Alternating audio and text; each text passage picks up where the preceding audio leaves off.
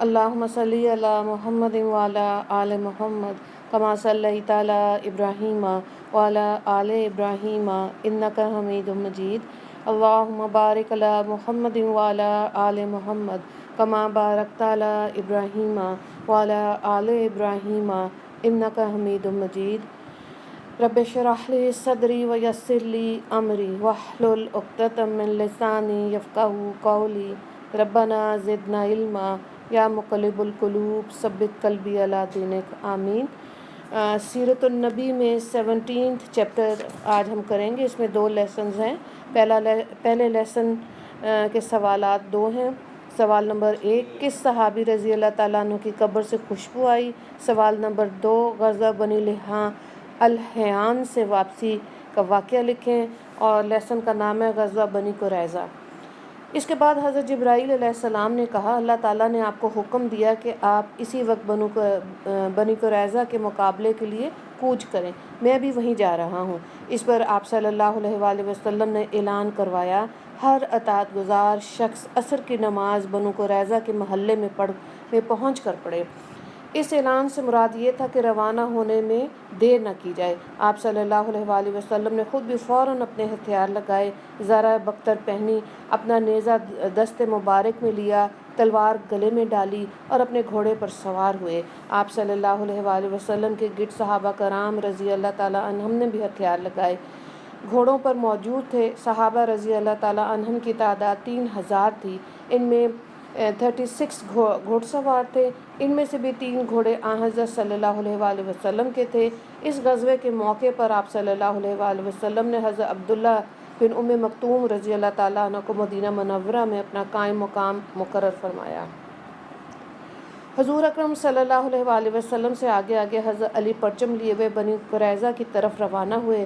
حضرت علی چونکہ آگے روانہ ہوئے تھے اس لیے پہلے وہاں پہنچے۔ انہوں نے مہاجرین اور انصار کے ایک دستے کے ساتھ بنو قریظہ کے قلعے کے سامنے دیوار کے نیچے پرچم نصب کیا۔ ایسے میں یہودیوں نے حضور صلی اللہ علیہ وآلہ وسلم کو برا بھلا کہنا شروع کیا۔ اس پر حضرت علی اور دوسرے صحابہ رضی اللہ تعالیٰ عنہم کو غصہ آ گیا۔ نبی اکرم صلی اللہ علیہ وآلہ وسلم وہاں پہنچے تو حضرت علی رضی اللہ تعالیٰ عنہ نے انہیں یہودیوں کی بدزبانی کے بارے میں بتایا۔ آپ صلی اللہ علیہ وآلہ وسلم نے ان کی پوری آبادی کو گھیرے میں لینے کا حکم دے دیا۔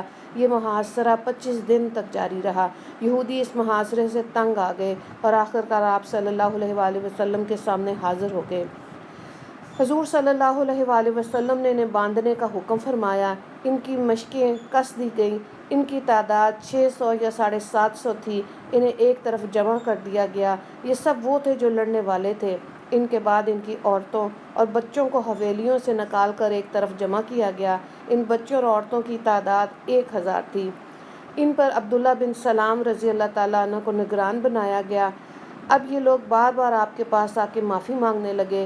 اس پر آپ صلی اللہ علیہ وآلہ وسلم نے فرمایا، کیا تم اس بات پر رضامند ہو کہ تمہارے معاملے کا فیصلہ تمہارا ہی منتخب کیا ہوا کوئی آدمی کر دے؟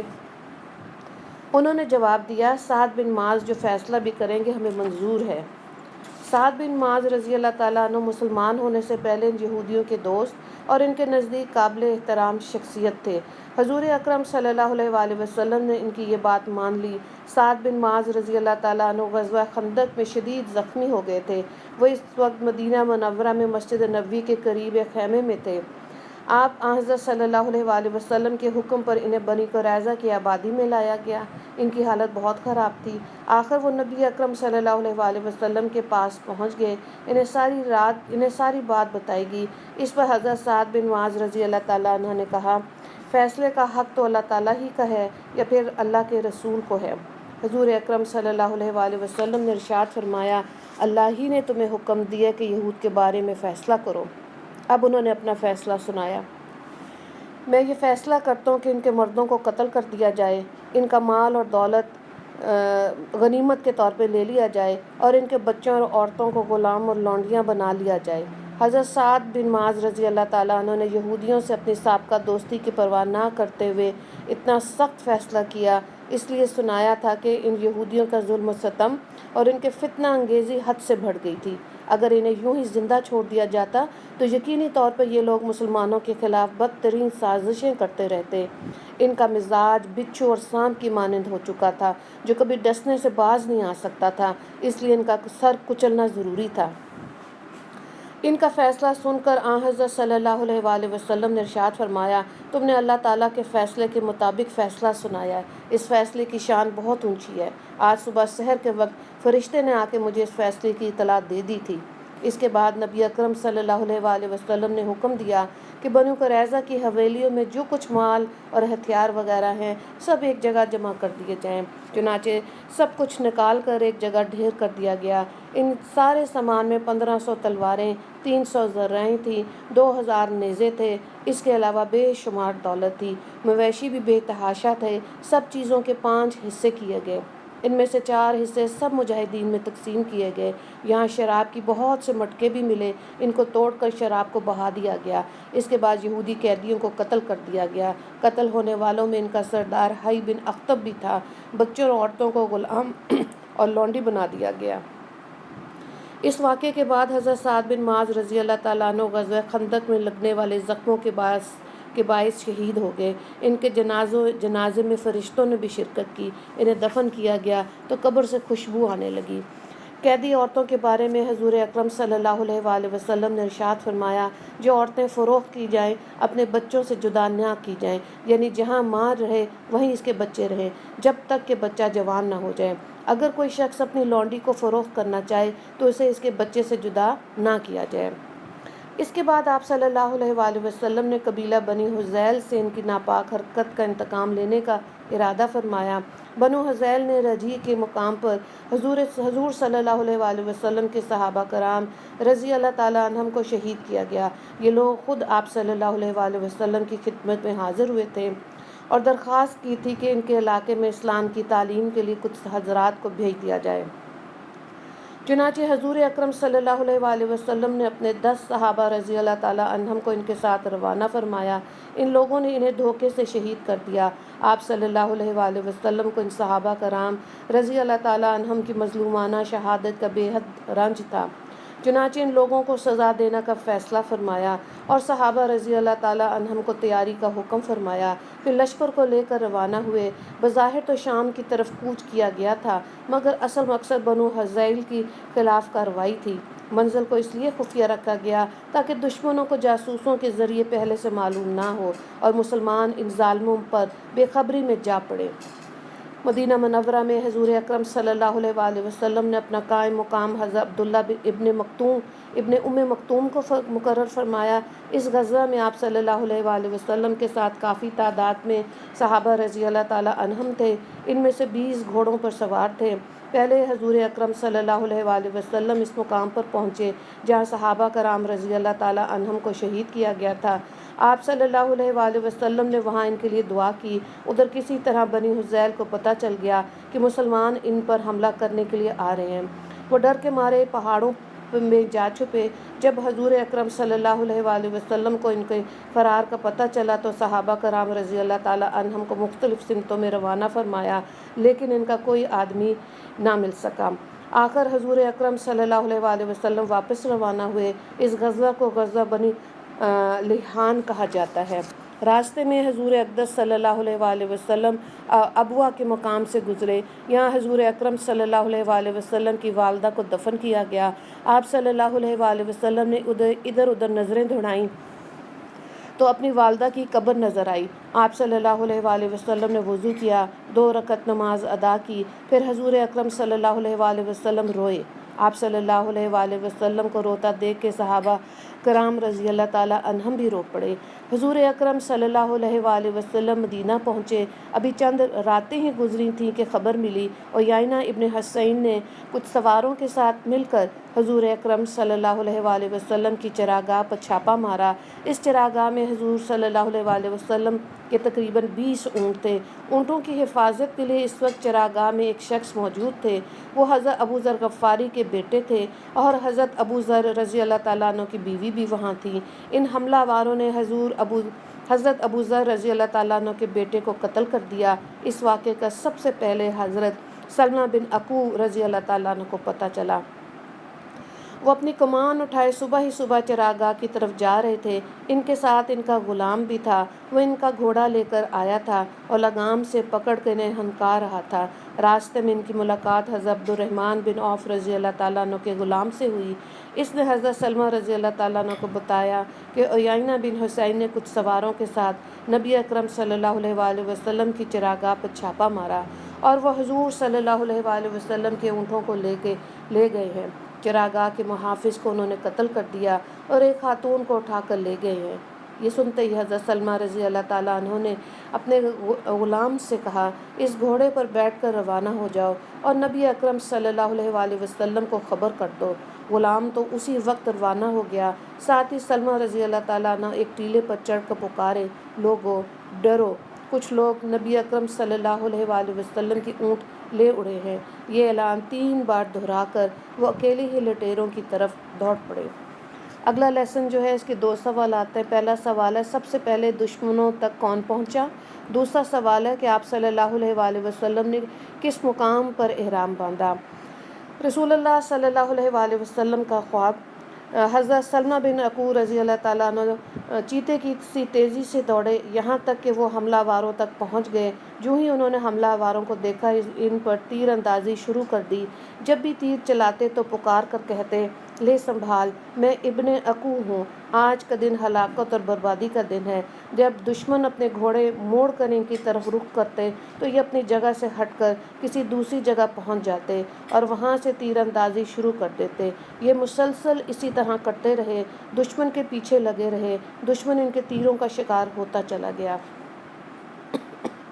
خود حضرت سلمہ بن اکو رضی اللہ تعالیٰ عنہ کہتے ہیں، میں بھاگ کر ان میں سے کسی کے سر پر پہنچ جاتا، ان کے پیر میں تیر مارتا، وہ اس سے زخمی ہو جاتا، لیکن جب ان میں سے کوئی پیچھے مڑتا تو میں کسی درخت کے پیچھے چھپ جاتا اور پھر اس جگہ سے تیر اندازی کر کے حملہ وار کو زخمی کر دیتا، یہاں تک کہ وہ میرے سامنے سے بھاگ جاتا، اور جب دشمن کسی پہاڑی درے میں پہنچ کر خود کو محفوظ سمجھنے لگتا تو میں پہاڑ کے اوپر پہنچ کر ان پر تیر برسانے لگتا یا پتھر ان پر گرانے لگتا۔